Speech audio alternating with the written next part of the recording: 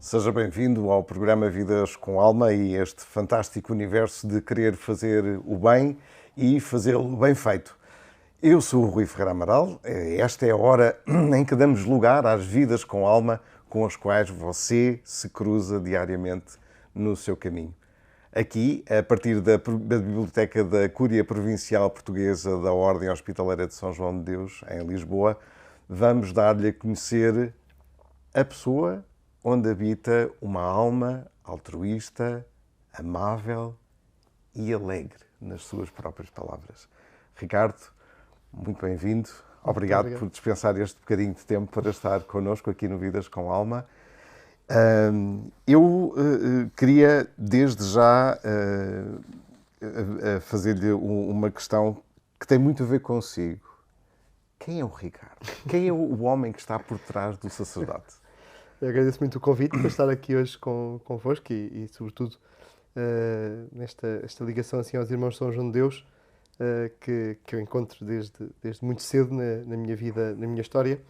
E portanto, dizer quem sou é um bocadinho contar a minha história, acho eu, porque nós somos sempre um ponto de chegada de uma série de elementos e de pessoas, sobretudo, que nos ajudam. Tenho 33 anos, nasci em Belas, Sintra. Os meus pais são...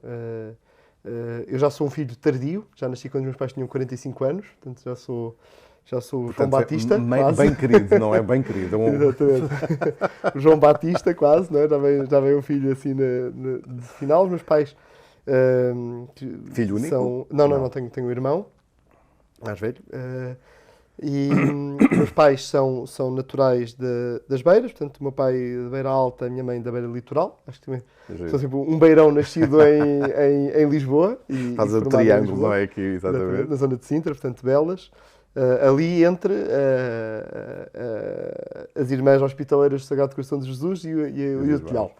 E, portanto, ali, sempre com esta história de santidade e destas vidas oferecidas em doação pelos outros e pelos que mais sofrem, sempre uma marca muito, muito presente na minha vida.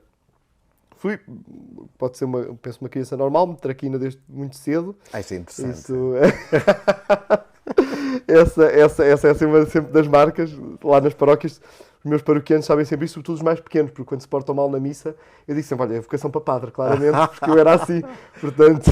Isso é muito interessante, é um requisito que não pensávamos à partida que pudesse. Não, eu digo sempre, quando um dos rapazes porta-se mal, eu digo sempre, claramente vocação para sacerdotal. Recordo até muitas vezes uma catequista da minha paróquia, que foi a minha catequista, e que eu lembro constantemente ela na missa, quando foi aquelas missas da catequese que juntavam os miúdos todos, e eu portava-me tão mal, que eu lembrava-me muitas vezes ela aparecer-me de lado, assim com a mão em risto, a dizer para estar quieto e calado, e eu não conseguia, não é? E que achei muito bonito, que foi depois de ser ordenado padre, foi das primeiras pessoas que eu ouvi de confissão. Eu pensei, isto é um verdadeiro ato de fé, não é? Porque sem dúvida. Um verdadeiro ato de fé, como é que aquela criança que era terrível, depois, pronto, Nossa Senhora escolhe para esta vida. A escola foi ali também? Sempre ali na escola número 4 de Belas, a Idenha, e portanto sempre as Irmãs Hospitaleiras sempre faziam parte sempre da nossa vida. Dou graças a Deus por uma vida tão marcada pela vida religiosa. Portanto, quer as servas Nosso Senhor de Fátima da Quinta das Tílias que vinham à nossa... que era quem nos dava catequese, dava-nos EMRC na escola, quer a experiência da catequese na Capela da Idenha, e depois quer na Capela da Idenha, quer na escola primária, esta presença das Irmãs Hospitaleiras, quer de um grupo de doentes que eu lembro que vinha todos os anos e que se marcava muito. E até a saúde mental então marcou. Fazia ali muita parte. Eu lembro muitas vezes, até uma coisa engraçada disto da saúde mental, que eu lembro, eu pequeno, mas fazia-me impressão, que quando vinham as doentes, havia lá um colega meu que dizia assim uma coisa, vêm as malucas. E que eu lembro que eu dizia, não digas isso, são pessoas. É uma coisa que me gostava muito de dizerem, são malucas, porque não são pessoas que têm problemas, têm doenças ou deficiências e era tão bom aquele momento em que elas estavam connosco. O Ricardo já sentia essa marca de... Vem muito de casa, este respeito pela pessoa. Não olhar a pessoa à doença ou à característica ou ao estado daquele momento. A minha mãe, sobretudo, sempre, quer a mim, quer ao meu irmão, sempre olhar a pessoa. Não ficarmos nunca nos rirmos num problema de alguém, não é? Sim. Ou nunca ficámos escandalizados pelo problema de alguém, a pessoa precisa de ser cuidada. Isto foi algo que veio muito de casa. Eu lembro muito isto desde pequeno. E uma outra coisa que também me gravou muito na memória, e que as irmãs hospitaleiras têm a cruz ao peito, em que o Cristo, portanto, tem a forma do Cristo, mas não tem relevo. Não é? E claro, nós miúdos, não é? Olhámos para aquilo e dizíamos, irmã, mas a sua cruz não é igual à nossa. Não é? As nossas cruzes não são assim. Não é? Eu lembro sempre uma coisa que elas marcou. Uma das irmãs que era quem acompanhava mais, assim, que nos acompanhava mais, que estava mais connosco, que dizia, não, é porque, e esta catequese que ela nos dava, e que a mim gravou-se na memória desde muito cedo, não tem rosto para ser o rosto de cada doente. Muito interessante. E a irmã explicava-nos aquilo, e eu me sempre ficar com aquilo. De facto, o rosto de Cristo é o rosto de cada pessoa que sofre. Isto foi assim uma coisa que me marcou muito. Eu muitas vezes falo isto nas homilias, lá nas paróquias, porque foi daquelas imagens que eu fico, aliás, eu digo sempre, a minha primeira imagem religiosa, que eu digo, qual foi assim a primeira expressão religiosa, além de casa, mas que eu tenha sido uma pessoa, de um religioso na minha vida, foi, além dos padres, como é óbvio assim, mas da vida consagrada, foi da casa dos meus pais, vê-se a torre da água da casa da Idenha, e foi uma vez uma irmã num dia de vento, com o véu ao vento, a subir aquilo, e perguntar-me porque é aquela pessoa vestida de uma forma estranha. E a minha mãe explicar-me que era uma freira, etc. E eu sempre, a minha primeira imagem, o pequenito, era que vê-se do jardim da casa dos meus pais, vê-se a torre, acho, não sei, penso que ainda se vê, já não sei, mas veio lá uma irmã com o véu ao vento. Porque o Ricardo acabou de falar numa coisa que queria perguntar, que tem a ver com esta questão das raízes. É certo que onde nós nascemos é onde estão as nossas raízes, e eu queria perguntar um pouco isso. As suas raízes, como homem, obviamente, né, como sacerdote e como cidadão, estão ali em Belas, ou as suas raízes vão se estendendo também pelos sítios onde passa como pároco? Sim, as raízes Belas, um ponto muito importante para mim, quer dizer, foi onde cresci, fui batizado, fiz a primeira comunhão, etc. Belas, portanto, paróquia de Belas e Idenha. Muitas raízes também, muito pela relação com, portanto, estendem-se até Vila Cova d'Alva, Arganil e até Cativelos, Gouveia, não é? Portanto, a terra dos meus pais, em que eu vou vendo e gosto de chegar ao adulto. Desde que cheguei a adulto, foi muito notar traços dos meus tios, não é? Aquele lado do meu pai, aquele lado da minha mãe, perceber este traço está aqui, vem dali, vem de vidas que o Beirão e sobretudo nas terras, nas zonas dos meus pais, são muito formados por o trabalhar contra a montanha. Não é? Portanto, há aquelas montanhas, há aquelas as serras, é difícil o terreno, não é? Trabalho árduo, não é? E ver aqueles perfis moldados pela dureza, e ver como há algumas coisas em mim que se calhar gostava de ter mais virtudes que meus tios têm. A costela de Beirão, não é? Mas há aquela costela de Beirão que está cá, que é de combatividade isso ficou bastante, além do sotaque que de vez em quando sai, mas o típico sotaque de padre, não é? Que é assim o standard. E as pessoas dizem, mas tem mesmo sotaque de padre, não é? Mesmo o meu sotaque de origem. Não é fabricado, é mesmo. E depois vamos sendo moldados pelo sítio onde estamos, não é? E eu estive no tempo seminário. O tempo seminário foi um tempo muito importante, quer o seminário menor em Penafirme, quer o seminário maior no seminário dos Olivais, e a experiência pastoral na formação de seminário, que era a paróquia do Milharado, foi a minha primeira experiência na zona de Mafra, que é depois a experiência na Ramada, em Odivelas. Antes de irmos aí, para fecharmos antes de fazermos aqui não é uma pequena maldade, mas é um primeiro desafio, uma resposta, um pedido assim, de uma resposta mais telegráfica. Quando olha para aquela paróquia da sua infância, Belas, não é? Como dizia, o que é que lhe fica agora, não é? Boa pergunta. Assim, telegráfica, por um lado, saudade, sim, porque foi onde eu cresci e onde fica essa... mas onde eu vou muitas vezes também beber, e, portanto, esta fonte também. Porque ainda é a sua paróquia. Ainda é a minha paróquia, sim. Ainda acompanha várias coisas, e graças a Deus tive sempre priores que me deixaram... Aliás, como passo, só tive um prior, o Padre António, que sempre me permitiu continuar a alimentar um bocadinho, e é sempre bom voltar ao colo da mãe. Isso é verdade. Bom, Ricardo, a vida desafia-nos às vezes com pormenores de pequena importância e por isso mesmo vamos fazer um desafio também de pequena importância. A nossa instituição dedica-se ao tema da saúde mental, como o Ricardo bem sabe, e a estimulação cognitiva é uma das atividades que propomos habitualmente aos mais idosos, com jogos, desafios, assim no formato de umas cartas que no fundo colocamos ao cuidado às vezes dos próprios ou das famílias para que a estimulação cognitiva possa avançar. É um desses jogos que lhe queremos propor muito rapidamente e vai ver que é de facto muito simples. O que lhe peço é que tire uma carta, que me dê, sem ver o conteúdo, e eu vou fazer-lhe uma pergunta e a seguir a que quiser. Vai mesmo por... É, a sorte não, é a sorte. É. Não é para ser a sorte? Então não é, claro que sim. Vamos a isso. Bom, a ideia deste jogo é completar adágios, ou no início ou no fim. E eu tenho aqui 2. Um que termina com... Porque é um comboio dos provérbios, portanto é como se fosse um dominó, e ele tem estas 2 partes. Há qualquer coisa e depois termina com pouca certa. E depois o outro, que também tem muito a ver com com o que falávamos há pouco, não é? Que começa assim. Posso pedir-lhe que comece um e termine ou melhor... Só consigo fazer a segunda parte, a primeira não estou a ver qual seja.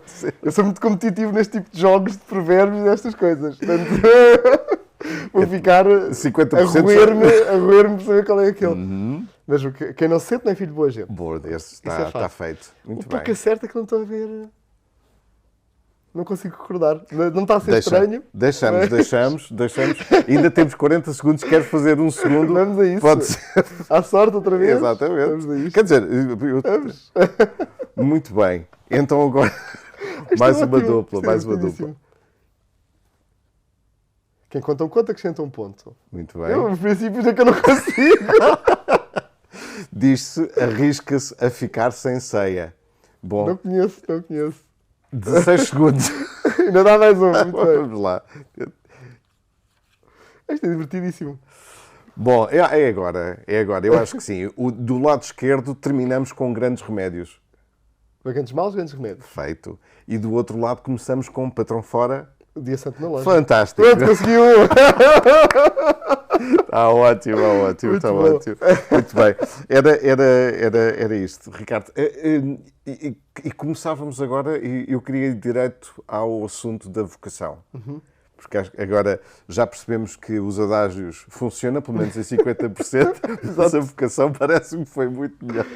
Muito mais acertado. Isto de querer, ou de sentir, ou de virar, simplesmente virar, ou descobrir um caminho, como é que se encontrou... A pergunta está aqui formulada de outra forma, mas apetece-me fazê-la de outra forma também, se não se importa, que é como é que encontrou a sua vocação? Olha, como dizia há pouco, cresci ali na Capela da Idenha, vida de catequese, de formação cristã, por isso foi desde cedo e desde família este apontar para ter formação cristã. Eu ao mesmo tempo sempre gostava da escola e sempre gostei muito das áreas científicas. E portanto a determinada altura chega-me interesse muito por tudo da ciência e chega a um ponto em que eu acho a ciência explica a origem do mundo, explica a origem das coisas, portanto não é preciso Deus. E entrei ali naquela fase, 12, 13 anos, de dizer, eu hoje vejo miúdos com 12, 13 anos, andam nessas revoltas, é normal. Eu não queria, a minha mãe ficou um bocado assustada comigo, porque eu queria deixar Deus de parte, não sei o quê. Queria sair da catequese, aquilo não fazia sentido nenhum para mim, não sei o quê, mas consegui durante 3 semanas não ir à catequese. Minha mãe depois insistiu muito e eu, tá bem, vou outra vez. E naquela altura, o grupo da catequese tínhamos uma catequista que começou-me a responder sim, às questões, às dúvidas.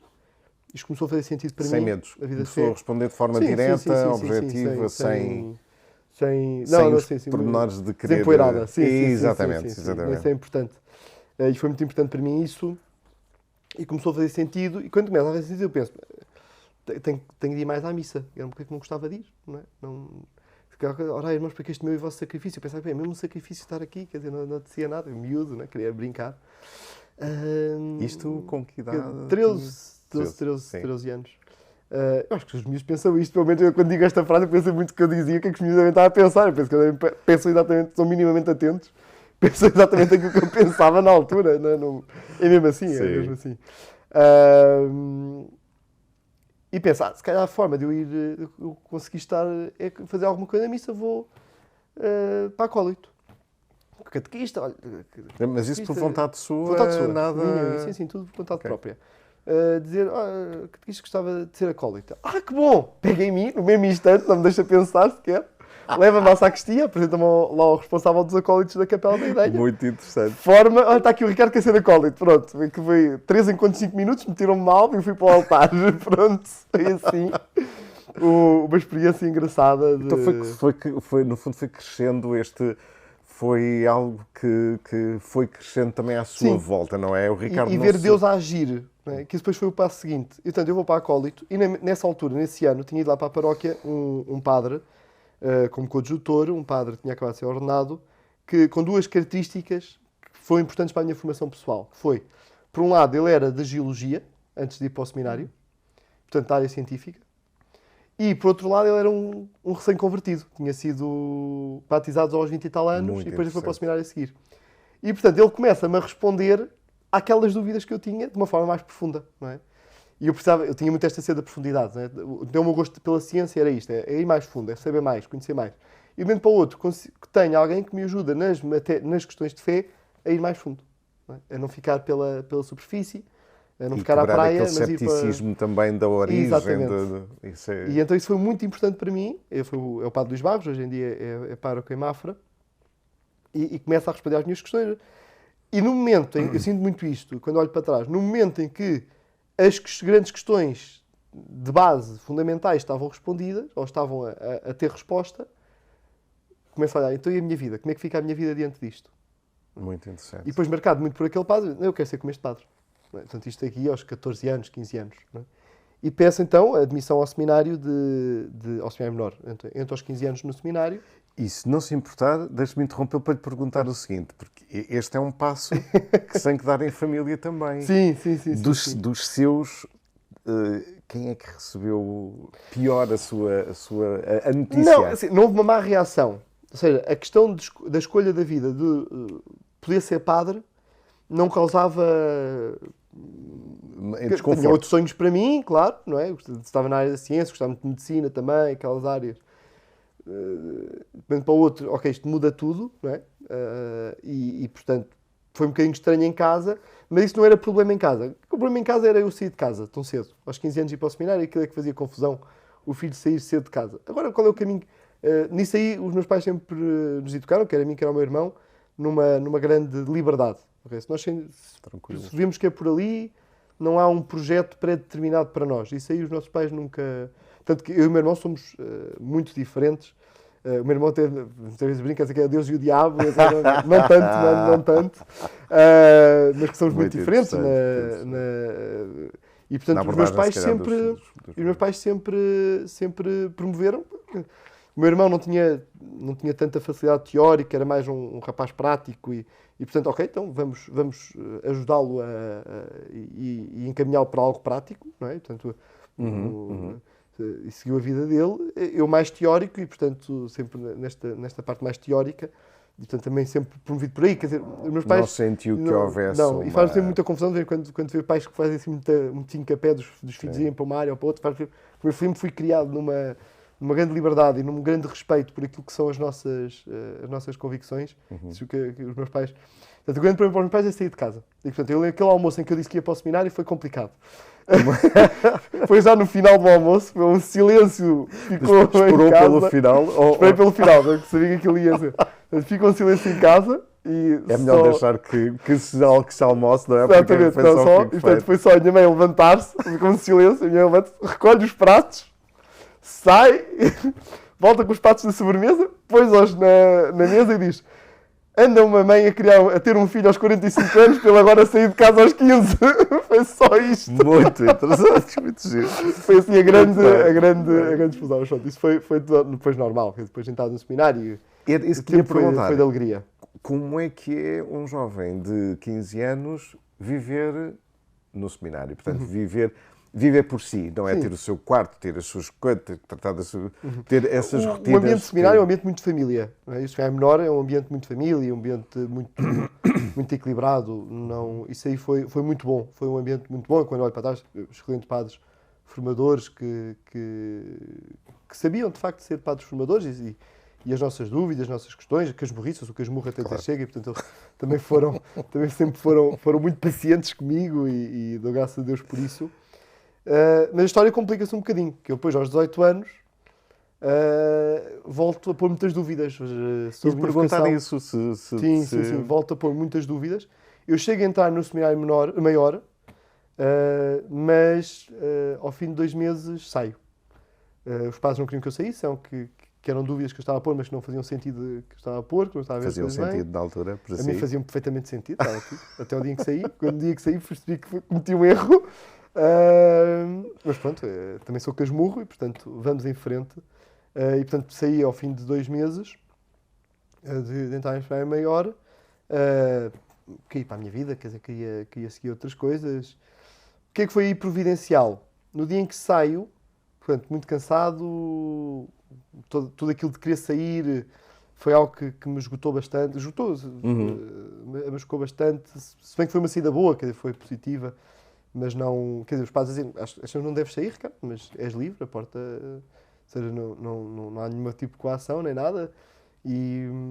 Mas muito cansado, e ir falar nesse dia, no dia em que saio, peço ao meu prior, na altura era o padre Ricardo Cristóvão, para ir falar com ele, a dizer, olha, Sr. Padre, saí do seminário, muito cansado, não sei o quê, e a resposta dele foi, olha, já que estás por cá, preciso que tomes conta disto da paróquia. Qualquer parte dele, estou cansado, que ele não percebeu. E oferece-me um curso aqui na Católica, um curso ao sábado de manhã, sobre espiritualidade. E eu, de um momento para o outro, ou seja, queria ir para outras áreas, queria voltar se calhar um bocadinho à parte da ciência ou assim, mas ao mesmo tempo venho aqui à Católica, começo a aqueles estudos da teologia, etc.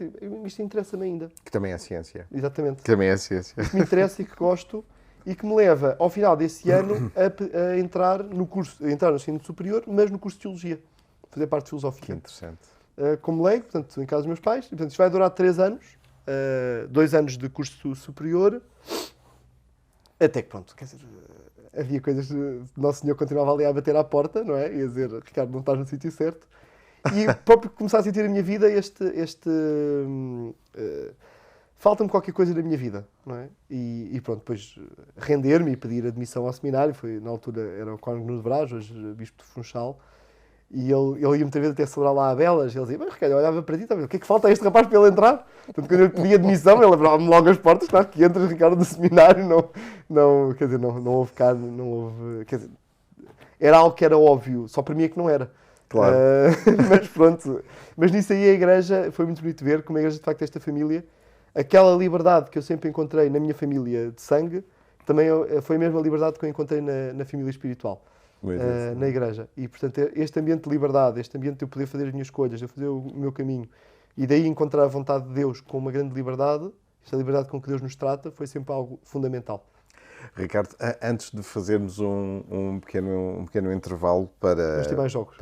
Não. Ainda tinha aqui uma última pergunta, e que tem muito a ver com o momento em que, terminado o curso de Teologia, o caminho é feito um pouco antes, obviamente, mas terminado esse momento, no momento em que há a decisão de dizer que sim, houve medo? Olha, houve uma última dúvida, que eu lembro antes da instituição de acólito, lembro muito desta conversa com o meu diretor espiritual, de dizer, Padre João, e se está tudo errado? E se afinal a minha vocação não é esta, e se a minha vocação é casar? E ele, Ricardo, conhecendo como te conheço, ao fim de 3 meses estavas farto, portanto, deixa-te lá de coisas, não sei, chama-te a ser padre, deixa de tretas, não é? Foi assim um bocado, isso foi muito importante para mim, de, ok, Essa ajuda libertou-me muito. Exatamente. E portanto foi depois um sim muito, eu lembro, a oração de diácono vivida com muita intensidade, que é o momento da consagração, senti muito com o momento de consagração, eu sou de Deus, pertenço a Deus. Mesmo no seminário brinca um bocado, que é quando nós saímos nesse dia de casa, olha, viva o noivo, viva o noivo. E aquela brincadeira que é, de facto, vamos dar o passo, que entregamos, fazemos os votos de obediência, de celibato, e é dizer, sou de Deus. E portanto, aquele momento como momento. E foi em paz. Sim, muita paz. Tive muita paz mesmo. E não, medo, não. Assombro diante de algo tão grande, sim. Mas medo nunca, não tive. Uma paz enorme. Então ficamos aqui ultrapassado o medo. Até já, vamos dar-lhe um bocadinho para poder também respirar. Nós voltamos dentro de alguns minutos. Até já. Viva de novo, estamos de regresso com o Vidas com Alma e connosco está o Ricardo Figueiredo e a sua alma alegre.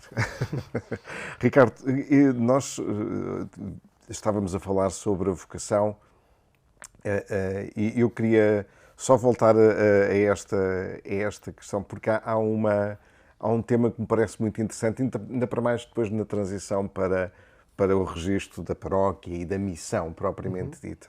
Porque há pouco falava nos votos, e nós estamos muito interessados em saber duas coisas. Qual é aquele que foi mais fácil, não é? Tranquilo, e qual é que é o mais difícil ainda hoje de conseguir manter no sentido de alimentar, de viver? Claro. Não consigo pôr assim nenhum Sim. de... Houve um... Nós fazemos, portanto, há aqueles votos que nós emitimos publicamente no dia da ordenação, mas que nós temos de fazer uma expressar a nossa vontade de os abraçar antes, numa celebração feita 1 semana, 2 semanas antes, no seminário. E nós éramos 2 do Seminário dos Olivais e quando fazemos juntos, não vale a pena estarmos... Portanto, há 2 que fazemos com o reitor e há 2 que fazemos na missa do seminário. E o de celibato é o que é feito na missa de seminário. E, como somos 2, portanto, estamos a ler ao mesmo tempo o texto, só paramos e cada um, só quando tem de dizer o seu nome próprio, é que para. Isso aqui. E o meu colega que estava ao meu lado começou a falar, a dizer, não estávamos com o passo certo, e quando foi o prometo celibato, os 2 baixámos o tom, né? Prometo celibato, baixámos assim.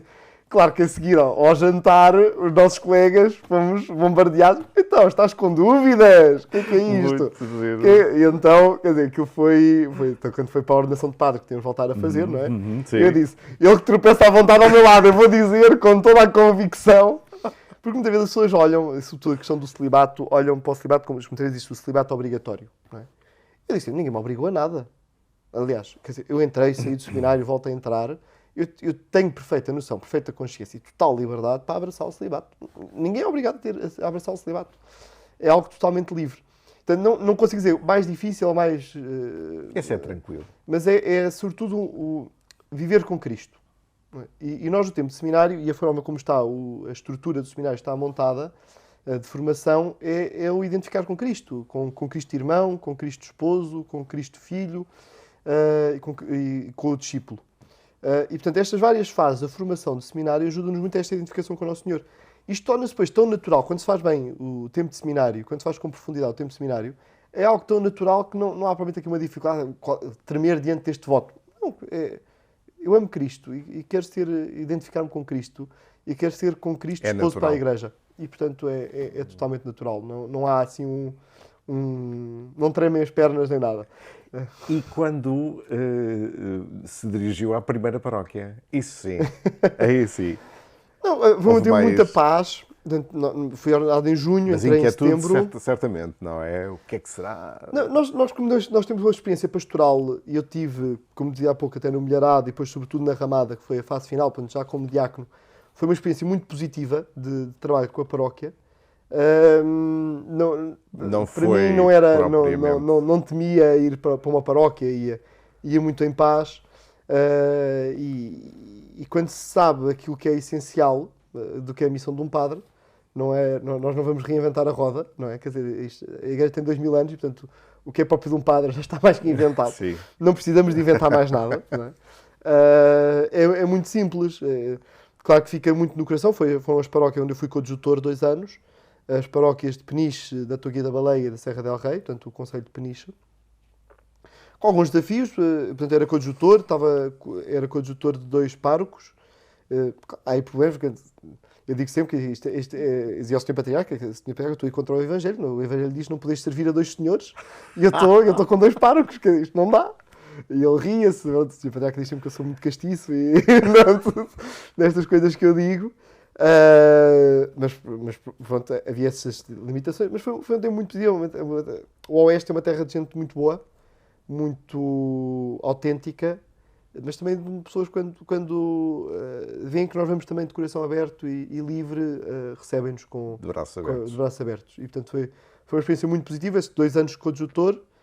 Claro, o primeiro amor fica sempre no coração, é normal, não é? Claro. E depois, mas o amor à igreja. E, portanto, passado 2 anos, recebo a missão de ser pároco de 8 paróquias. Eu com 27 anos apenas. E pároco de 8 paróquias. Aí eu tremi. Eu lembro que chorei quando o Sr. Patriarca diz-me isso. O meu queixo começa a tremer e enchem-se os olhos de lágrimas. Como é que eu ia, com 27 anos, pároco de 8 paróquias? Quer dizer, não conheço ninguém que com 27 anos tenha 8 filhos. Pelo menos relativamente próximas? Ou... É o Conselho de Óbidos todo. Portanto, ia ter um coadjutor. Portanto, foi assim recebi uma responsabilidade muito grande, assim, logo muito, muito jovem. E aí foi mais duro. Mas também vi os sinais de Deus. Não é? Eu lembro quando foi na despedida de Peniche, só chorei num momento. Despedidas não choro assim em público, não gosto. Não controlo muito isso. É esse espírito beirão, assim, mais duro. Mais rijo. Serras não chora. Mas houve 50 e tal anos, foi pároco de Peniche o Padre Bastos, Monsenhor Bastos, uma figura assim muito conhecida lá, e um grande modelo de santidade, de um santo sacerdote. E eu lembro que no dia em que eu entrei em Peniche, que eu entrava em Óbidos à tarde, de manhã fui ao cemitério de Peniche rezar à campa dele. E foi o único momento que descambei a chorar e dizer, Padre Bastos, ajude-me. Foi pároco tantos anos e um santo pároco, ajude-me a ser pároco. Foi isto. E eu lembro que comecei a chorar. Depois são os paroquianos que olham para mim e dizem, ele está aqui a chorar, que andou estes dias todos a despedir-se. Parecia que estava contente de se ir embora e agora está aqui a chorar. Foi assim um bocadinho estranho. Mas esta confiança, e entrei depois, quer dizer, Óbidos é uma terra também muito interessante. Claro que tem ali umas responsabilidades acrescidas ser pároco de Óbidos, porque é conhecida por tudo aquilo que significa o postal cultural, histórico, que é Óbidos. Mas além de tudo aquilo que é a dimensão cultural, um povo também com um coração muito generoso. E qual é que é o desafio que estas paróquias agora lhe apresentam? Óbidos, qual é aquele que sente... Óbidos é um concelho, portanto eu fui pároco de 8 paróquias, depois ao fim de 2 anos o coadjutor propus ao Sr. Patriarca dividirmos, portanto um ficar pároco de 4 e eu ficar pároco de outras 4. E portanto eu, neste momento sou pároco apenas, desde 2019, sou pároco apenas de 4 paróquias, 24 igrejas. Quais são os grandes desafios? É uma zona muito envelhecida, depois com tudo o que isso implica, e portanto tem esta frente que é a população de Óbidos muito envelhecida, mas com uma fé genuína e profunda, muitas vezes religiosidade natural, precisa ser evangelizada, faz parte, mas com grande amor a Nossa Senhora. Portanto, que a minha primeira decisão quando eu cheguei a pároco de Óbidos foi pedir a imagem peregrina, Nossa Senhora de Fátima. Durante um mês, no mês de maio de 2018, fui com a mãe conhecer todos os cantos da paróquia. Então, também toda a gente brincava comigo, padres amigos meus brincavam comigo a dizer que Nossa Senhora, quando te vi pelas costas, vai ficar contente, tu só lhe deste trabalho. Eu falei, Nossa Senhora, tudo quanto era canto daquela paróquia, mas foi a forma de conhecer toda a gente e pôr o nível ali, com Nossa Senhora e portanto, Vila das Rainhas, e, portanto, se Nossa Senhora é Rainha de Portugal, Óbidos por maioria de razão. Aliás, temos uma evocação a Nossa Senhora em cada porta, exatamente porque é a Vila de Nossa Senhora. E isso por um lado. Por outro lado, o que implica ser um palco cultural, de eventos e etc. E, portanto, também ao mesmo tempo tentar corresponder àquilo que é a ordem do dia da Vila de Óbidos e a Igreja mostrar que tem uma palavra a dar também no mundo da cultura. Isto foi outra dimensão também importante. E com esses afazeres, que imagino, enormes, não é? Não só em termos de quantidade, mas também em termos de vontade de querer servir, há tempo para a vida pessoal? Olha, houve tempo sempre para tudo. Porque, quer dizer, consegui fazer, enquanto pároco de Óbidos, consegui fazer o meu doutoramento, também em Teologia, consegui continuar a publicar livros, já trabalhei num processo de beatificação e, portanto, ainda mais a minha vida pessoal, a minha família. E... Disseram-me que livros é assim uma coisa que sai tipo pão quente. Não, isso é mito, é mito. É mito. Mas há tempo para a vida pessoal, então? Sim, é uma questão de organização? É uma questão de organização, sim. Eu sempre ouvi dizer que uma estante vazia o livro cai, não é? Mas numa estante cheia cabe sempre mais um livro. E eu sempre aprendi isto na minha vida. Claro, há coisas que eu tenho que dizer que não consigo perceber, obviamente, que não tenho capacidade para abraçar tudo, mas raramente digo que não. E que tudo se consegue fazer com a organização, e isso aí ajuda muito, porque esta parte dos livros ajuda muito a mostrar também, e a parte do doutoramento em Óbidos, mostrar que a Igreja também tem uma palavra cultural, não é? Não é só uma palavra para a cultura, para o mundo da cultura, para o mundo intelectual. Isso foi algo também importante e, portanto, tem ali vários diálogos muito interessantes com o mundo da cultura, não católico, e criam-se boas amizades assim. Isso ainda bem que falou na cultura, porque temos aqui um outro jogo. Aqui um outro jogo, mas este eu vou pedir que tire a carta e volta.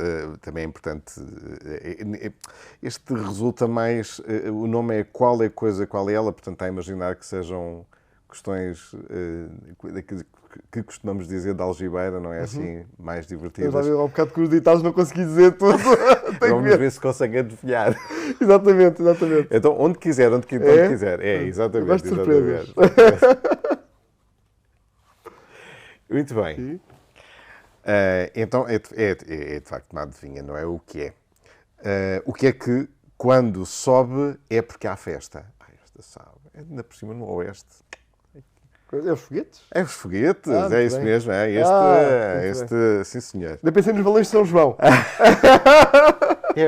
E era muito bem. Foi a primeira coisa que me veio à cabeça. Muito bem. E ainda tiramos mais. Este também é também bom sítio. O que é bom para se comer, mas não se come, nem cru, nem assado, nem cozinhado? Essa é difícil. O que é bom para se comer? O que é bom para se comer, mas não se come? Os talheres? O prato. Ok. Muito bem.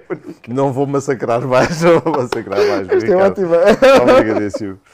Olha, aqui, antes de entrarmos aqui num outro conjunto de questões, eu gostava de fazer uma outra questão que, na verdade, é um pouco mais provocadora. Habitualmente, a sabedoria popular diz graças com Deus muitas ou melhor, graças a Deus muitas, graças com Deus poucas. Será que ele é assim tão mal-humorado? Olha, há um livro que eu gosto muito e que eu costumo recomendar muito como leitura espiritual, que é o Deus Ri, de um padre jesuíta norte-americano. Tem algumas opiniões um bocado complicadas em algumas coisas, mas aquele livro é muito bom, que é o James Martin, que tem este livro, Deus Ri, e que eu lembro a primeira vez que o vi, chamou assim muita atenção. Eu li-o num verão, no 2006 ou 2007, eu tinha 16 ou 17 anos, e ajudou muito na vida espiritual perceber que Deus ri. Não é? Aliás, a própria Sagrada Escritura diz que Deus ri. E, portanto, esta alegria e o bom humor na vida espiritual, e nós, Santa Teresa d'Ávila é a campeã do bom humor na vida espiritual, é qualquer coisa de essencial. E, pronto, nestes livros que eu tenho escrito e na vida dos santos que eu tenho investigado, é uma das marcas que a mim me toca sempre muito a ver. Todos os santos têm bom humor. Não há nenhum santo com mau humor, não há nenhum santo com cara de vinagre, não é? Como diz o Papa Francisco, não é? E, portanto, o bom humor, e o Papa até tem naquele livro, naquela exortação sobre a santidade, até põe lá aquela oração do bom humor de São Tomás Moro, porque o bom humor é mesmo algo essencial Ele é o exemplo disso também, não é? Exatamente. Sim. Porque o bom humor ajuda-nos a ser leves. Não é? E, portanto, só leve é que podemos subir ao céu. O demónio é que cai por ser pesado, não é? O demónio leva-se a sério demais. É uma boa Se vendo que expressão, na vida sem espiritual muitas dúvida. vezes é mal entendido, isto, o bom humor. Sim, Na vida de sim. pastor, por vezes as pessoas levam... este padre ri demais. Mas há uma leveza, como dizem muito bem, não é? Muito grande quando não nos levamos a sério, não É é? essencial, porque na nossa vida a sério temos várias a nossa salvação. E mesmo essa, e para nós levarmos a sério a salvação, temos de aprender a rir de nós próprios, É senão verdade, verdade. não conseguimos. É impossível. Ricardo, olhando este cenário onde estamos, imagine que estamos a entrevistar Deus. E ele está a comentar a atualidade, não é? Qual é que será a maior preocupação, como comentador televisivo, não é? Qual é que seria a maior preocupação dele Graças neste a Deus, momento? Deus tem mais que se preocupar. Porque preocupa-se com cada um. Portanto, fazer-lhe esta pergunta e se no final da entrevista ele tivesse que deixar assim uma punchline, uma mensagem forte, qual é que seria essa mensagem?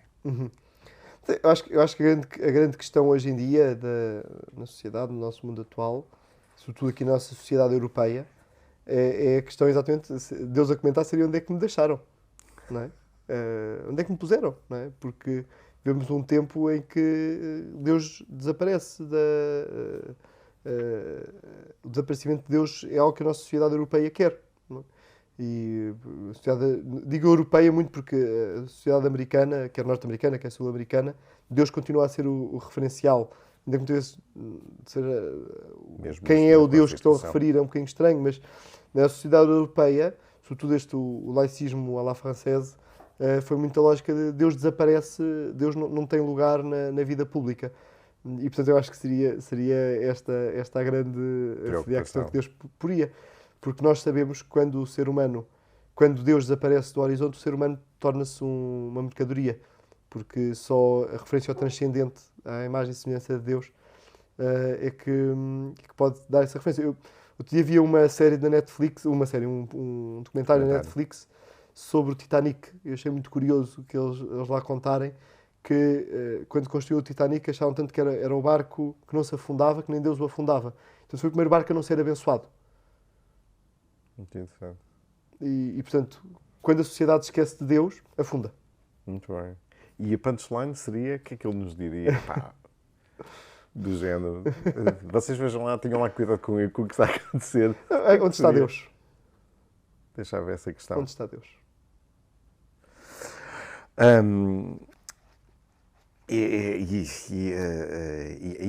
Exatamente indo nesse sentido. A Igreja tem futuro? Olha, há uma coisa importante que é, isto há 2000 anos que nós parece que a tentamos destruir. Com questões destas. Sim, com questões... E a Igreja sobrevive sempre, não é? Ainda, quando nós olhamos, eu comparo muito a situação hoje atual da Igreja, dou-se um passo muito para trás para a crise ariana. Porque na crise ariana, a grande tentação do imperador constantiniano foi o império está a cair aos bocados e, portanto, diante daquela ansiedade de ver um império a cair aos bocados, pensou, isto precisa de uma cola. E a cola vai ser o cristianismo. Só que o cristianismo católico, o cristianismo de Niceia, é muito complicado. E, portanto, precisamos de um cristianismo mais simples. Então vai buscar o ariano, em que Jesus não era Deus, era um homem bom, um homem simpático, um profeta, uma pessoa especial, mas não era Deus. E, portanto, começa a defender o arianismo, com toda a crise que aquilo trouxe. Terminou. E muitas vezes hoje parece-me que este é o grande problema hoje da Igreja, é nós, por vezes, não se reconhecer Jesus como Deus. Como um homem bom do passado, mas pensar aquilo que Jesus disse, ou aquilo que é a normatividade de Jesus há 2000 anos, nós hoje podemos mudar. Não é? E nós hoje vivemos num tempo em que quer-se mudar a moral, quer-se mudar a tradição da Igreja, quer-se mudar as normas da Igreja. Há coisas que se podem mudar, mas temos de perceber aquilo que não se pode mudar. E o que vem de Cristo não se pode mudar, porque Ele é Deus. Nesta continuidade de raciocínio, eu perguntava, é por isto que se procuram outras formas de espiritualidade? É aqui que está essas... Eu acho que não.